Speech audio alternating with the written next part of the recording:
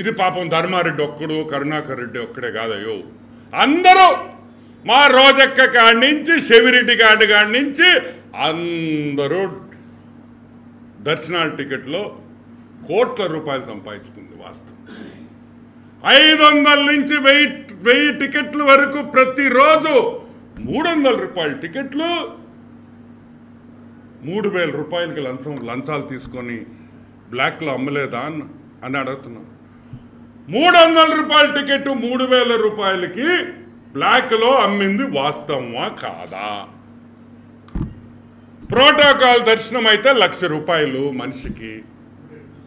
1,00,000 రూపాయలు ప్రోటోకాల్ దర్శనానికి మంత్రులు, ఎమ్మెల్యేలు, వైసీపీ నాయకులు అమ్ముకున్నారా లేదా?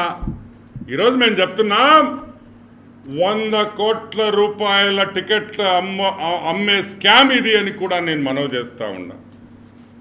3 టికెట్లు చైర్మన్ కోట అసలు చెప్పనే బల్లే వాడు ప్రసాద్, వాడు అభినయ్ రెడ్డితో ఉండే ప్రసాద్ గారు బ్రోకరు, మొత్తం టీటీడీ టికెట్లు బ్లాక్లో అమ్మే దాంట్లో ఇతను సిద్ధహస్తుడు.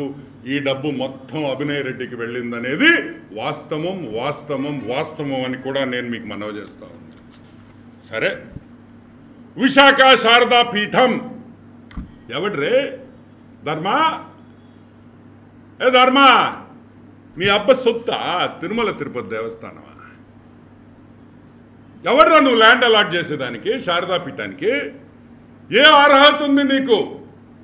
నువ్వు ఎట్టిస్తావు అంటే జగన్మోహన్ రెడ్డి బాగుంటే ఇచ్చేస్తారా? అది సరిగా కట్టకపోతే మళ్ళీ హైకోర్టు చిందులేసింది మీ మీద. సిగ్గుందా? నేను అనేది ఒకటే, తిరుమల తిరుపతి దేవస్థానం పూర్తిగా అవినీతిమయం. ప్రతి ఒక్కటి డబ్బులు డబ్బులు డబ్బులు. తిరుపతి తిరుమల దేవస్థానం ఉండి వైసీపీ ఉండి అయిపోయింది. తిరుమల తిరుపతి దేవస్థానం ఉండి స్వామి వారిది కాదు, వైసీపీ పార్టీది జగన్మోహన్ రెడ్డి ఉండిగా తయారైందని కూడా నేను మీకు మనవి చేస్తా ఉన్నా. ఇంకా ప్రోటోకాల్ దర్శనం ఇంకొక పాయింట్. ఈరోజు ఎలక్షన్ నోటిఫికేషన్ ఉన్నప్పుడు ఎమ్మెల్యే లెటర్లు, ఎంపీ లెటర్లు, అదేవిధంగా ప్రోటోకాల్ దర్శనం ఎవరికి ఉండదు. అవునా కదా? తరతరాలుగా ఎలక్షన్ వచ్చినప్పటి నుంచి, టీటీడీ బోర్డు నుంచి వచ్చినప్పటి నుంచి ఇది పద్ధతి.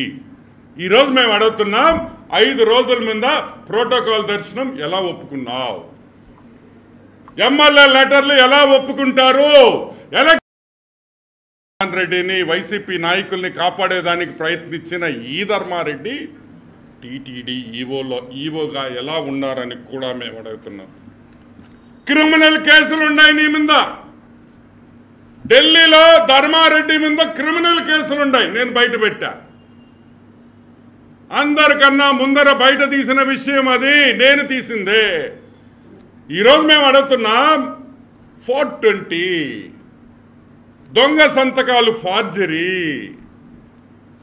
దొంగ సంతకాలు చేసి దొంగ ఎఫిడవిట్లు ఇచ్చిన ధర్మారెడ్డి ఈరోజు ఏపీ గవర్నమెంట్ ఎలా కొనసాగించింది అని మేము ప్రశ్నిస్తున్నాం.